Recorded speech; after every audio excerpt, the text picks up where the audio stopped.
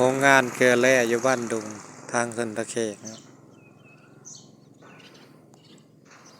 แถวบ้านท่าเดือนะ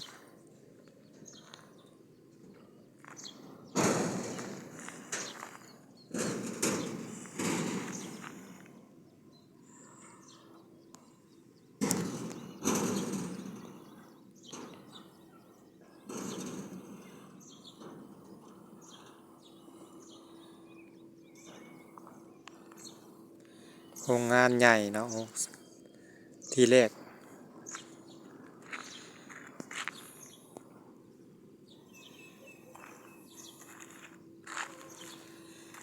อยู่ประเทศลาวเด้อ